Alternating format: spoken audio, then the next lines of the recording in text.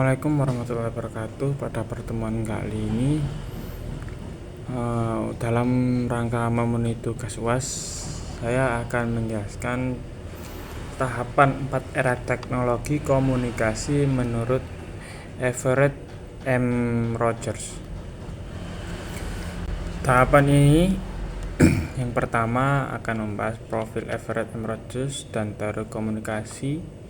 4 era utama perkembangan teknologi komunikasi, kemudian era tulisan, awal mula dokumentasi pengetahuan, era dampak tulisan dalam pembelajaran, serta era cetak, era masifikasi informasi, kemudian transformasi pendidikan di era cetak.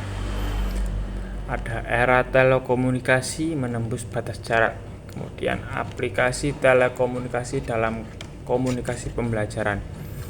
Era komunikasi interaktif, dominasi teknologi digital, pembelajaran interaktif di era digital saat ini, perbandingan karakteristik antar era, yang terakhir kesimpulan masa depan komunikasi pembelajaran. Profil yang pertama menuju profil Everett M. Rogers.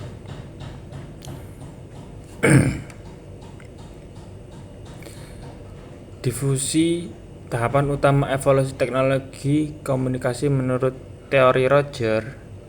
Pertama itu difusi, teori inovasi yang memetakan bagaimana ide baru tersebar di masyarakat. Definisi dan evolusi teknologi. Rogers mendefinisikan teknologi komunikasi sebagai perangkat keras dalam struktur organisasi yang menyalurkan informasi demi perubahan sosial. Memahami evolusi ini sangat krusial karena setiap era mengubah fondasi peradaban manusia secara mendalam. Konteks peradaban. Setiap tahapan teknologi membawa pergeseran paradigma dalam interaksi manusia, menciptakan landasan baru bagi kemajuan sosial dan ekonomi global. 4 era utama perkembangan teknologi komunikasi. Yang pertama, era tulisan. Awal mula manusia mendokumentasikan informasi secara permanen, memungkinkan pengetahuan disimpan dan diwariskan melampaui batas waktu. Kemudian ada era cetak, dimulai dengan penemuan mesin cetak, memicu penyebaran informasi secara massal dan demokratisasi pengetahuan ke seluruh dunia. Yang ketiga, era telekomunikasi, di mana munculnya transmisi pesan elektronik jarak jauh melalui telegraf, telepon, dan radio, menghilangkan hambatan geografis secara drastis.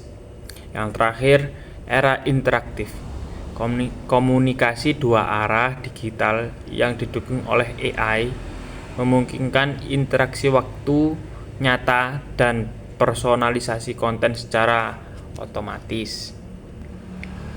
Penjelasan tentang era tulisan. Awal mula dokumentasi era ini dimulai sekitar 4000 sebelum Masehi oleh bangsa Sumeria, menandai transisi besar dari tradisi lisan ke bentuk permanen melalui penggunaan piktograf dan hieroglif. Informasi kini dapat disimpan, didokumentasikan, dan diwariskan secara terstruktur melintasi generasi tanpa kehilangan makna aslinya. Karakteristik komunikasi awal ini, munculnya piktograf dan hieroglif, memungkinkan transisi dan dari komunikasi lisan yang mudah hilang menjadi dokumentasi fisik yang permanen. Bangsa Sumeria mempelopori sistem ini untuk mencatat pengetahuan secara sistematis bagi peradaban masa depan.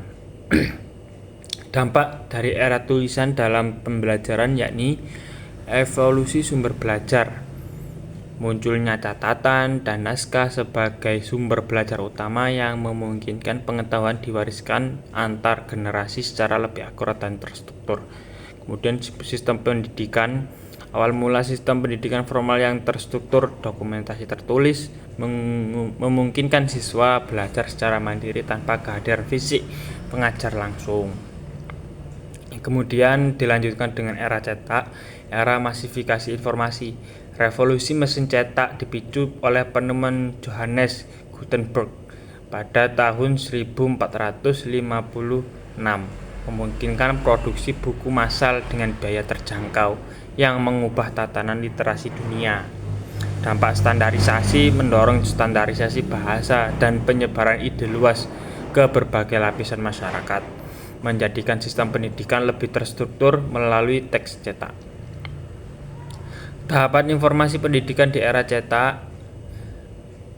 Yang pertama, literasi dunia pendidikan. Pengaruh besar literasi cetak yang merambah dunia teknologi, dunia sekolah dan universitas memungkinkan penyebaran pengetahuan secara masif ke berbagai institusi. Dominasi buku teks menjadi media utama dan standar dalam proses belajar mengajar, menggantikan tradisi lisan dengan materi tertulis yang tetap. Yang kemudian, otoritas guru tunggal.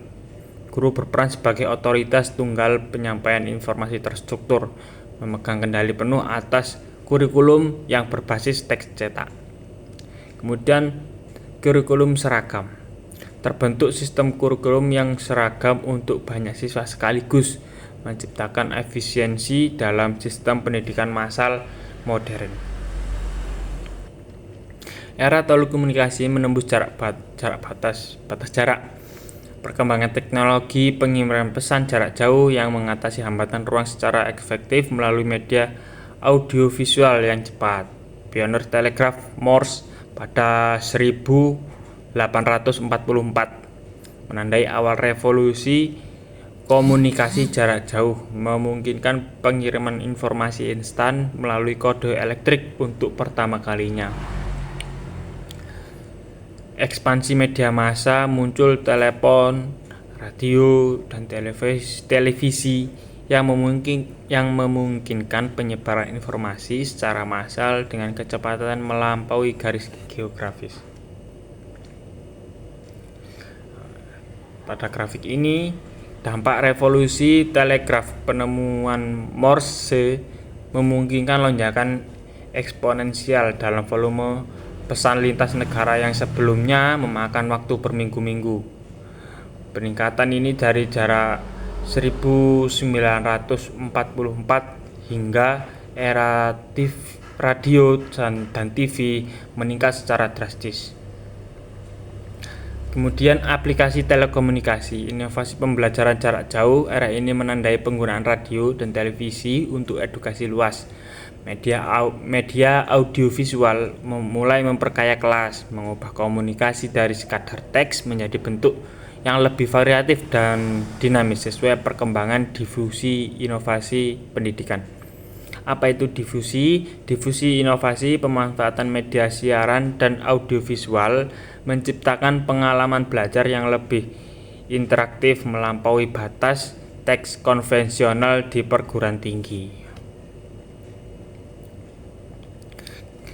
Kemudian era komunikasi interaktif, dominasi teknologi digital ditandai oleh dominasi teknologi komputer sebagai pilar utama komunikasi modern, mengubah paradigma informasi menjadi lebih dinamis dan terintegrasi. Yang pertama, infrastruktur internet utama. Penggunaan internet sebagai infrastruktur sentral memungkinkan pergeseran pola komunikasi dari satu arah menjadi multi arah yang sangat dinamis. Kemudian interaksi real time dan asinkron. Teknologi digital memungkinkan interaksi terjadi secara instan maupun tertunda, menghapus batasan ruang dan waktu dalam kolaborasi. Yang kemudian karakteristik era modern. Kombinasi teknologi berbasis komputer menciptakan lingkungan pembelajaran kolaboratif yang didukung penuh oleh infrastruktur digital global. Pembelajaran interaktif di era digital saat ini. Era ini membawa perubahan paradigma pendidikan, di mana interaksi dinamis menjadi kunci utama pendidik dan mahasiswa berkolaborasi dalam ekosistem digital yang menghilangkan batasan ruang dan waktu tradisional. Peran baru pendidik, dosen, dan guru kini bertransformasi menjadi fasilitator dan mentor yang membimbing mahasiswa dalam eksplorasi ilmu pengetahuan secara mandiri dan kritis. Pemanfaatan LMS digital, integrasi platform Learning Management System atau LMS, mendukung pengolahan materi dan interaksi yang berkelanjutan di luar jam pertemuan kelas konvensional.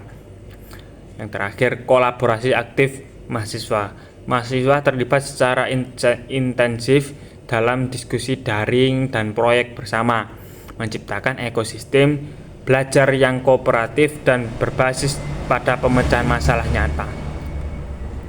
Perbandingan karakteristik antar era ini, evolusi komunikasi pembelajaran menunjukkan transisi signifikan dari sistem manual tradisional menuju ekosistem digital yang terotomatisasi secara global. Evolusi ini ada 3: evolusi sistem operasi. Transisi dari lisan dan manual menuju sistem digital otomatis tercermin pada adopsi rapat hibrida dan pengiriman data elektronik secara efisien. Yang kedua, transformasi sifat pesan.